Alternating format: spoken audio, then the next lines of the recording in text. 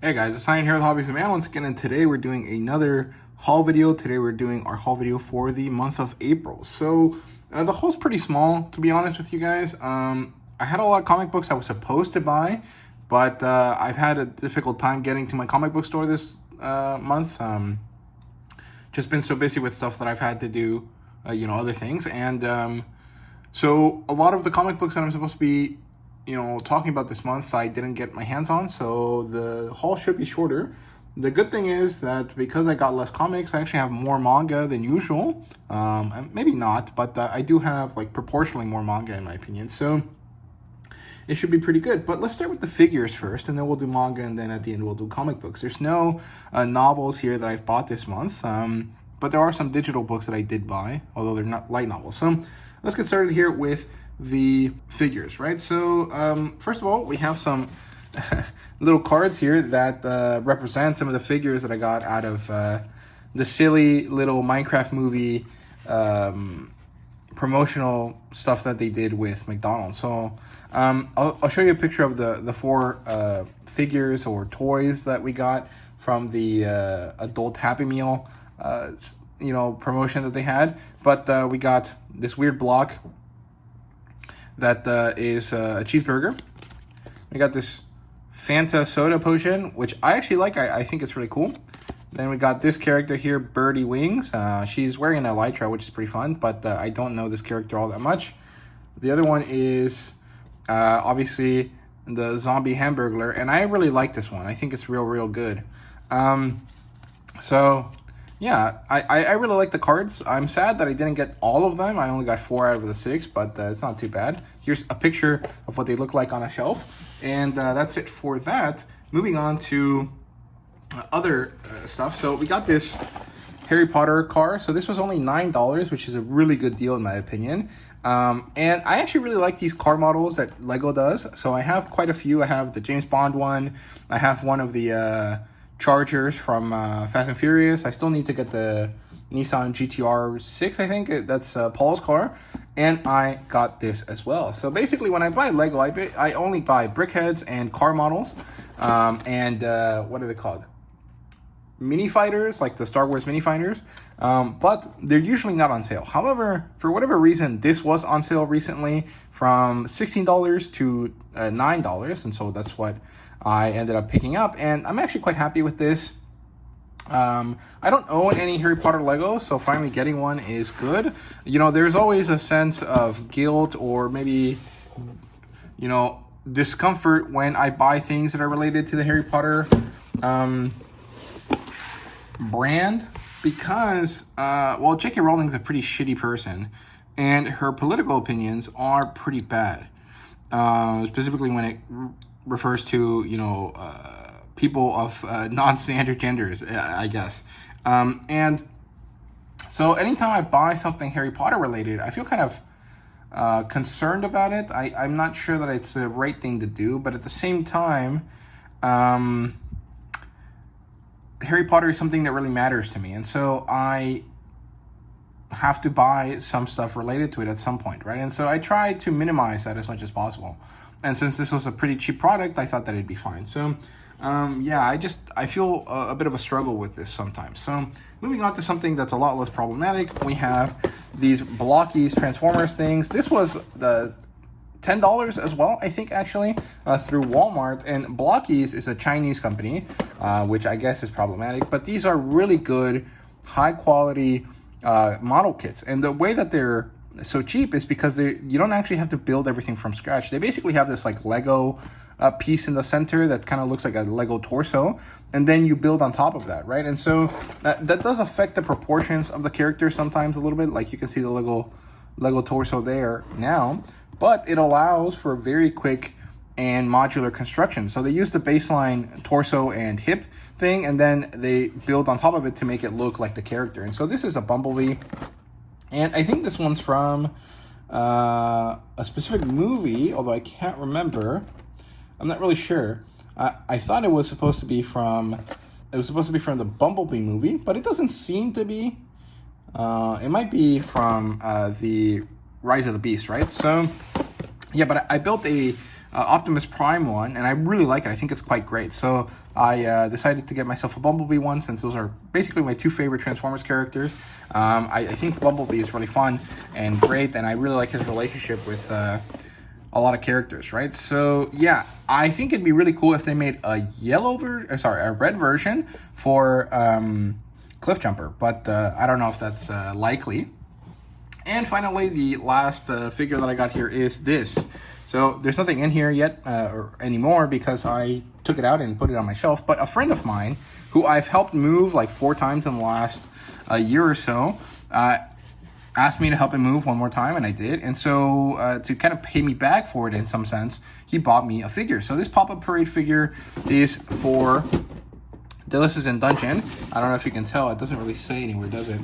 But this is the first Pop-Up Parade figure that I own. It's by Good Smile Company, and it's this, Marcel from Delicious in Dungeon. And she's my favorite character in the series. I really like her girl fail kind of vibes, because she's like actually a very good wizard and a very thoughtful person, but she's kind of stupid because she's very book smart and not very street smart, right? And so she ends up kind of having this girl fail vibe to her that I quite like. I think it's really cute, and this figure is beautiful. I love it so much. It's so detailed, it's so well painted. The paint apps there and the applications of those decals and stuff are very, very good, and I just think that this is like maybe the highest quality figure that I own. I think it probably is, actually. And since I'm also a big fan of this series called The Wandering Inn, who also features this half-elf adventurer character, I am quite happy, because this is obviously a Marcel figure, but also it could be a Sari, a Springwalker figure with some mild tweaks, and I find that quite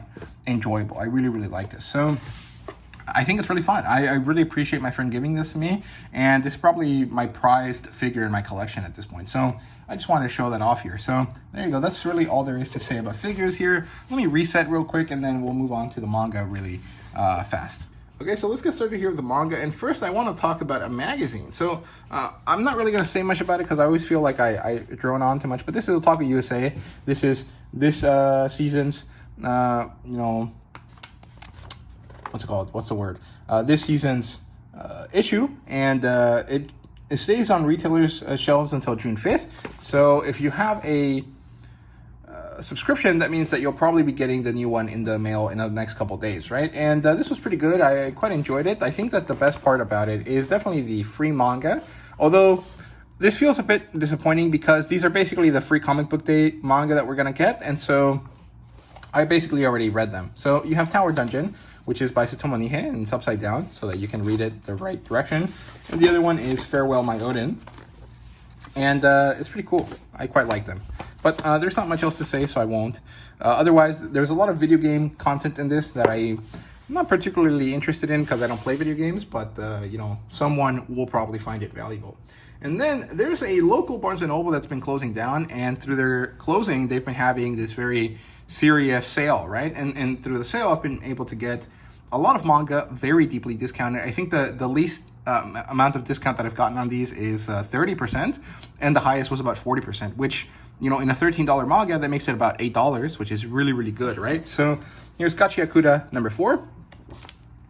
I really love that they include this. I just don't like that they do it on the covers. I think that it feels kind of cheap to do this. Like, can't you just put an extra page on here? But I guess then they wouldn't be able to do it in color. So I don't know. But the series is really interesting. I love the artwork here. I think the storyline is really good, but it's taking a bit long to get to anything quite valuable, in my opinion. And so, I'm a bit hesitant to get more of it, but I did end up getting at least the first 5 volumes. And I'll read through this. I'll try to do some ARC reviews for it in the next couple months, and hopefully I will have a proper opinion on it soon. But I just really like the style of this, so I might read it just for the artwork. I'm not really sure yet, but it is valuable to me. I really do enjoy it in some way. So I got both of these, I think, for less than cover price. One of them I got from Amazon, thanks to my mom. She was saying, hey, do you want anything? And I told her, hey, I want this. She was like, okay, sure. And the other one I got for like $8, $9, something like that. Same for this. I got this from Barnes & Noble as well. So Record of Ragnarok 13. 14, I think, did come out this week or the last week. And so that means that I'm a bit behind, but hopefully not too far behind. So I'll be able to catch up soon. Then we have Chain Soldier number 11. This is probably the last new book that Barnes & Noble's got. And I got it for about $8. I got this for 40% off. 30% of 13 would be like $3, right? 1.3 times 3 is 3.9, plus another 1.3 is 4.2, something like that. So I did get this for about $8, which is real good.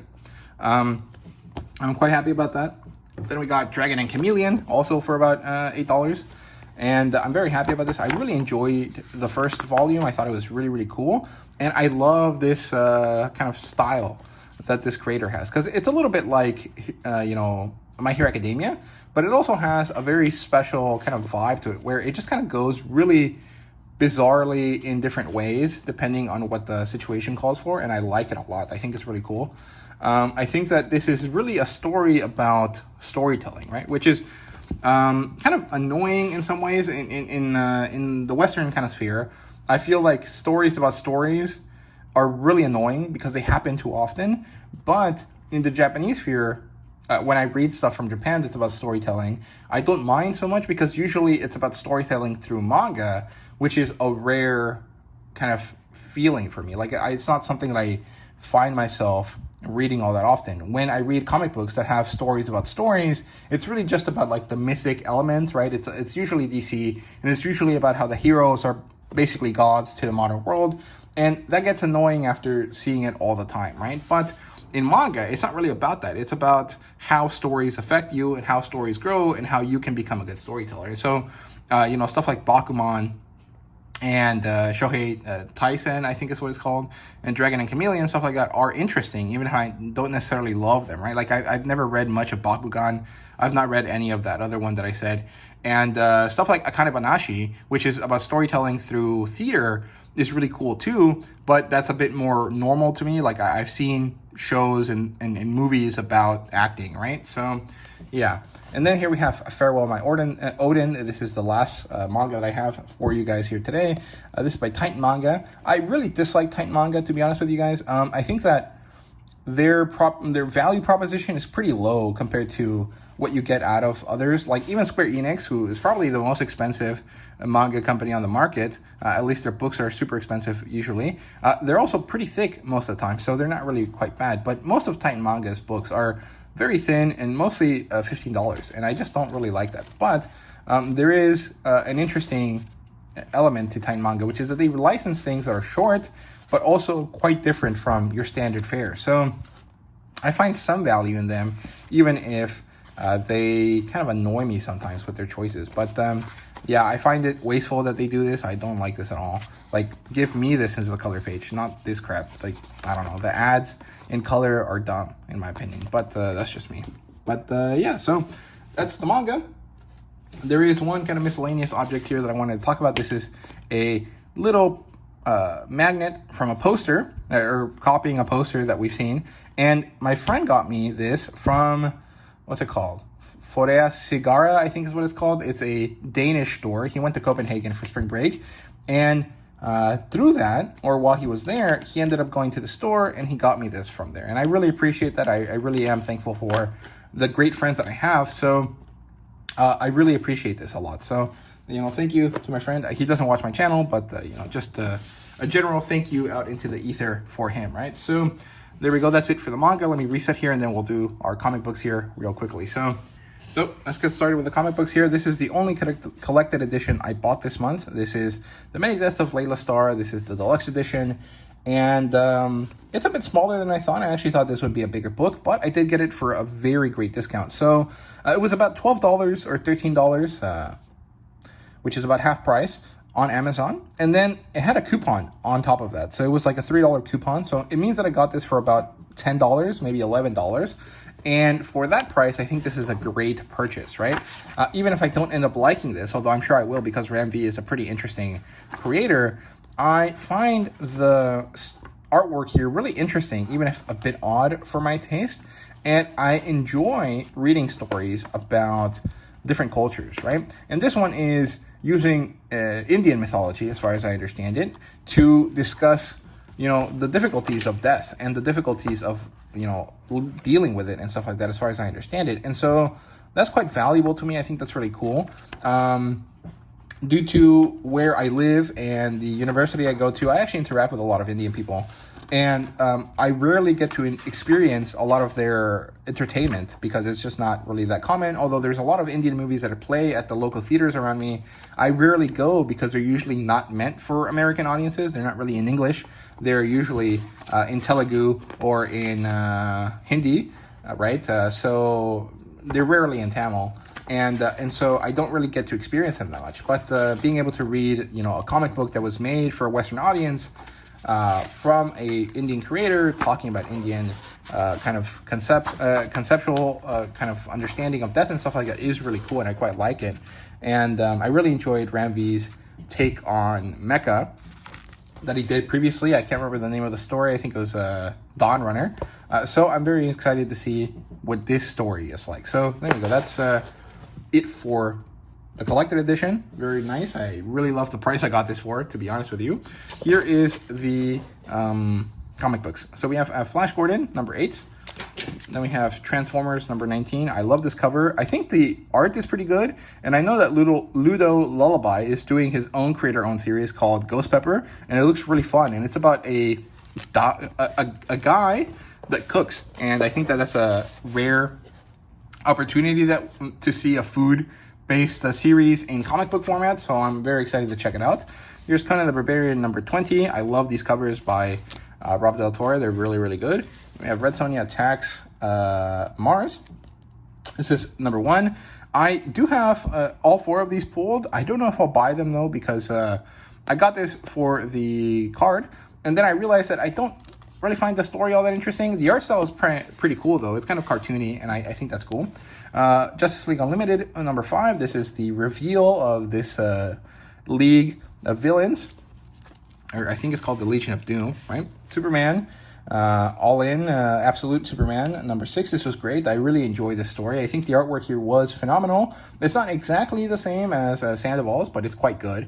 And it was nice to see faces that are nicely done for once in Absolute Superman. Here we have Ultimate Spider-Man, number 15. This was a great issue. I really, really liked it. You have Thundercats Lost. This was great. If the normal Thundercats story is kind of like a Sword and Sandal, Sword and Sorcery type story, this is more of a war story. This is kind of like a Vietnam story, if that makes sense. Especially with the setting of like this jungle and these evil guys trying to chase them down. Aquaman, number 4. This is very mythical. It almost feels a little bit Arthurian in style, and I like that a lot. I think it's cool. Then we have The Moon is Following Us, number 8. I thought that there was going to be a big reveal about the main dad's, past. Duncan, I think is his name. But it didn't really happen in this case, and I think that's because they're leading up to it. But we did get some good information about the story here. So this is nearly at its end. I think there's only going to be 10 issues, which is a bit disappointing. I feel like it would have been good to have a 12-issue series.